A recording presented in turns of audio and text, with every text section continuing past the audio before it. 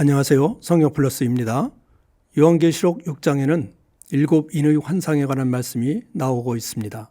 이 환상들은 예수님께서 종말에 일어날 일들을 보여주시는 계시의 말씀들입니다. 예수님께서 첫 번째 인을 떼실 때 흰말이 나타납니다. 흰말을 탄 자는 적그리스도를 상징하고 있습니다. 둘째 인을 떼실 때 붉은 말이 나타납니다. 붉은 말을 탄 자는 분쟁과 전쟁을 상징하고 있습니다. 셋째 인을 떼실 때 검은 말이 나타납니다. 검은 말은 기근을 상징하고 있습니다. 그렇다면 네 번째 인을 떼실 때 나타나는 환상은 무엇이었을까요? 요한계시록 6장 7절과 8절. 넷째 인을 떼실 때에 내가 넷째 생물의 음성을 들으니 말하되 오라 하기로 내가 봄에 청황색 말이 나오는데 그 탄자의 이름은 사망이니 음부가 그 뒤를 따르더라.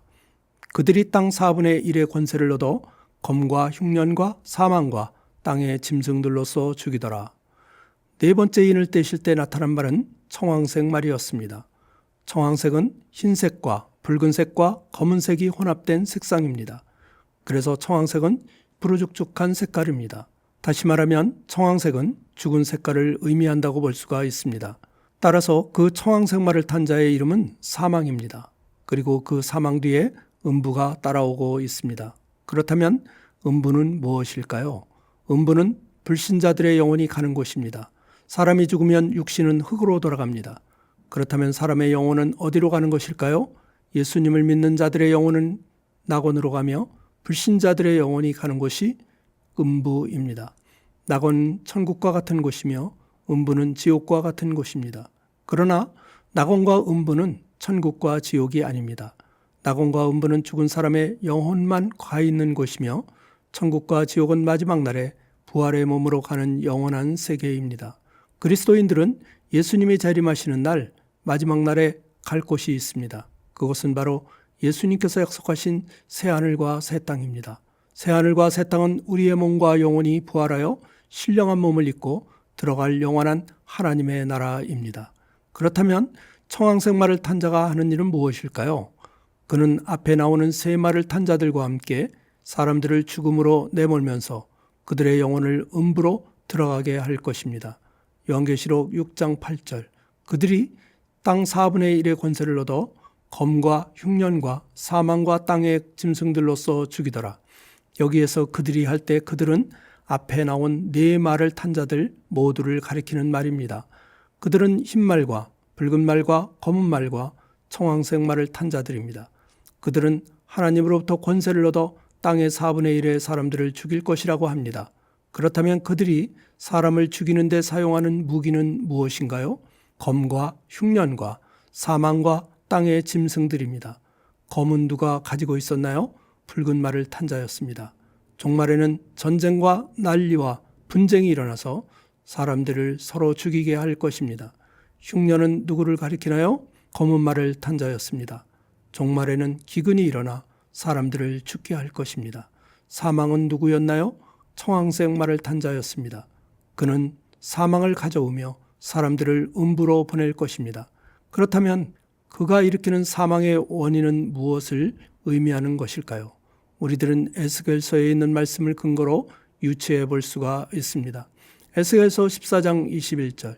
주 여호와께서 이같이 이르시되 내가 나의 네 가지 중한 벌 곧 칼과 기근과 사나운 짐승과 전염병을 예루살렘에 함께 내려 사람과 짐승을 그 중에서 끊으리니 그 해가 더욱 심하지 아니하겠느냐. 에스겔서에 보면 하나님은 이스라엘 백성들이 죄를 지을 때 그들을 벌하시는 방법이 네 가지가 있었습니다. 그것은 곧 칼과 기근과 사나운 짐승과 전염병이었습니다. 그렇다면 요한계시록에 나오는 네 가지 중한 벌은 무엇일까요? 붉은 말을 탄 자는 칼을 가지고 있습니다. 붉은 말을 탄 자는 분쟁과 전쟁을 일으키며 서로 사람들을 죽이게 할 것입니다. 검은 말을 탄 자는 저울을 가지고 있습니다. 그는 종말에 기근과 흉년을 일으키며 사람들을 죽게 할 것입니다.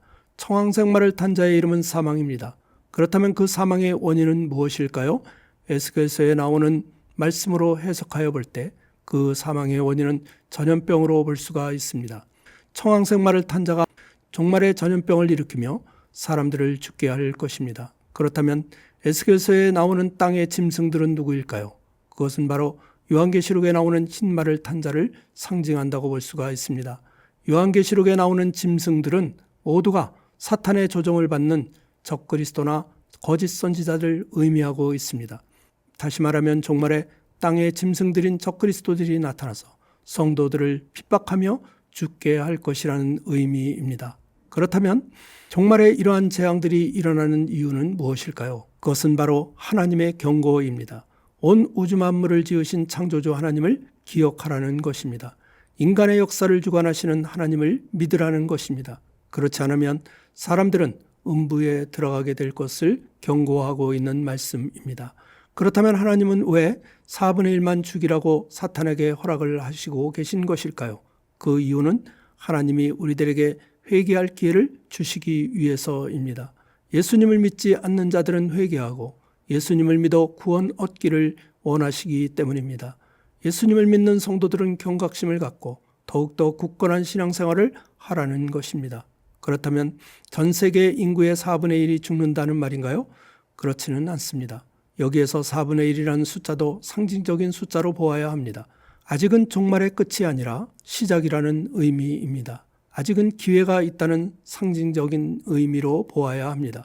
그러나 종말에는 이러한 재앙들이 주님의 오심이 가까이 올수록 더욱더 심각해질 것을 경고하고 있습니다. 그 이유는 무엇이라고요? 그 이유는 하나님께서 사람들의 생명을 구원하시고자 하시는 의미가 있습니다. 죄 많고 타락한 인간의 영혼을 한 사람이라도 더 구원하시고자 하시는 하나님의 마음을 읽을 수가 있습니다. 민수기 16장에 보면 고라 자손의 반역 사건이 나오고 있습니다. 고라가 모세와 아론의 권위에 도전을 한 사건입니다. 그 일로 인하여 고라와 그 자손들이 땅속으로 들어가 멸망을 당하게 됩니다.